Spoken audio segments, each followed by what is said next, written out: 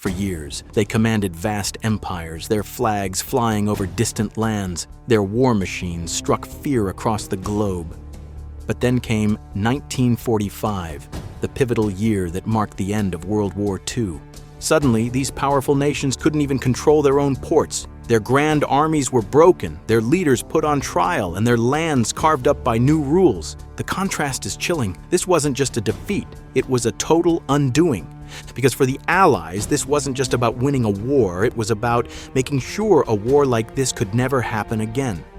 And their plan was to completely tear down and remake both Italy and Japan.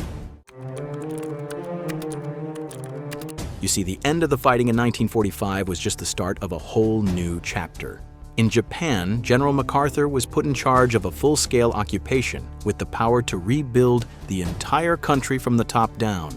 Both nations were forced to sign peace treaties that stripped them of all the lands they had conquered. It was a forced downgrade on the world stage. They faced years of military occupation, harsh new rules, and war crimes trials that destroyed the legacies of their former leaders. They just weren't in charge anymore.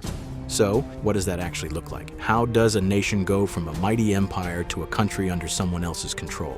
What does it actually mean to lose control of your own country? In Japan, the Japanese government was still there, sure, but if MacArthur disagreed with something, his word was law. He was, for all practical purposes, running the country. MacArthur had absolute veto power. Any Japanese law could be blocked, rewritten, or ordered into existence by his headquarters. He oversaw the rewriting of Japan's constitution, banned the country from waging war, dissolved the imperial military, purged thousands of officials, restructured the economy, rewrote school textbooks, censored the press, and reduced the emperor to a symbolic figure stripped of divine status. Japan still administered itself, but only within the limits he set. For 7 years, the former empire existed in a controlled rebuild, where one American general held the final word on what Japan could become. And even when Japan signed a peace treaty in 1952 and officially got its independence back, it wasn't the whole story. A huge, strategically important piece of their territory, Okinawa and the Ryukyu Islands, stayed under direct American control. They were a strategically vital part of Japan under direct American control even after Japan regained sovereignty in 1952. For the United States, it was a permanent forward base in East Asia. For Japan, it meant independence without full control of its territory. And for the people living there, it meant a longer occupation, land seizures, foreign rule, and decades of bearing the cost of Japan's post-war security. They weren't handed back until May 15, 1972.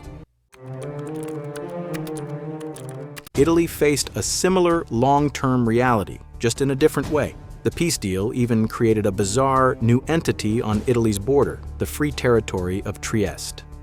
The port city of Trieste was too strategically important for either Italy or Yugoslavia to control. So instead of choosing a side, the Allies placed it under international supervision and split it into zones run by rival military authorities which were British, American, and Yugoslavian. It wasn't a real country. It had no unified government, no shared legal system, and no workable future. Within a few years, the experiment collapsed, revealing how the post-war settlements didn't just end the war, but created unstable compromises that were never meant to last.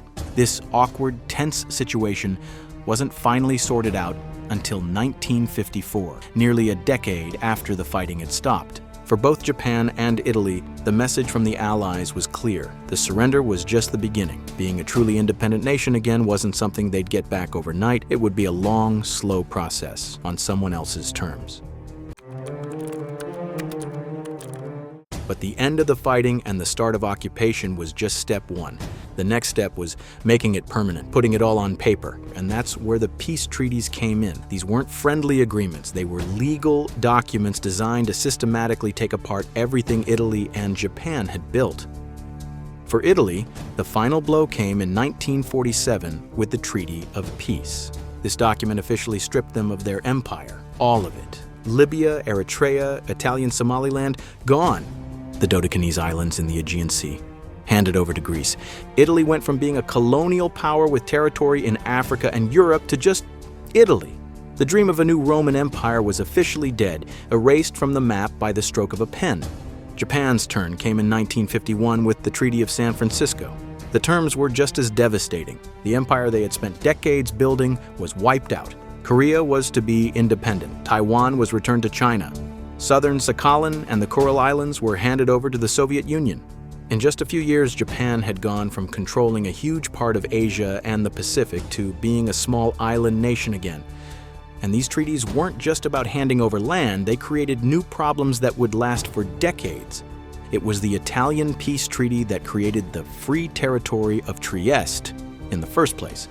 That bizarre, unworkable idea that led to 9 years of military standoff. And it was the Japanese peace treaty, the very same one that gave them their independence back, that had a clause keeping Okinawa under American control for another 20 years.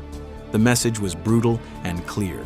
Winning the war wasn't enough for the Allies. They were going to make sure that the Italian and Japanese empires didn't just fall, they were going to make sure they could never be rebuilt.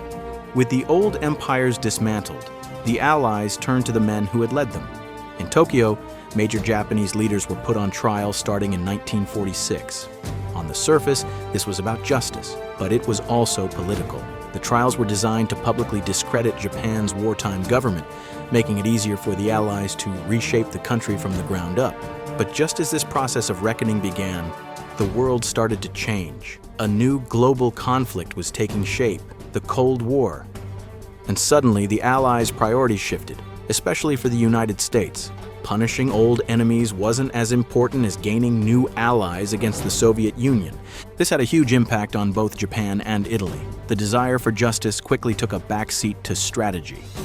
Look at Japan. Its formal occupation ended in 1952. But this new freedom came with a catch, a brand new security treaty with the United States. The treaty gave the U.S. the right to keep its military forces stationed in and about Japan.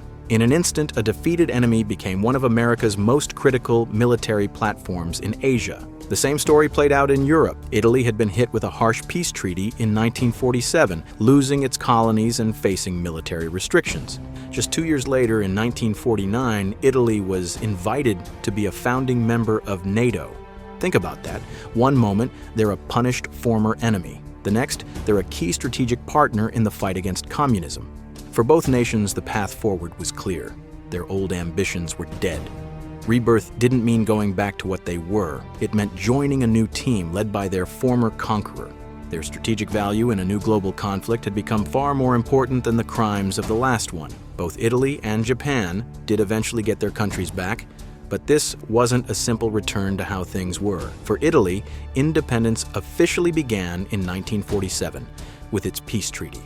Just 2 years later, it joined NATO. This proved that rebuilding meant picking a side. Japan's journey was similar, but under longer American control. That occupation finally ended in 1952 when its peace treaty took effect. But this freedom came with a big catch. A security deal allowed U.S. forces to stay in Japan for the long term. Plus, its new constitution made Japan promise it wouldn't go to war. So both went from ruling empires to being crucial but limited partners in America's new global system, from commanding vast empires to having their sovereignty totally reshaped. The contrast we first talked about is chilling. It's a stark reminder that even the mightiest can fall and history is always being rewritten, often brutally.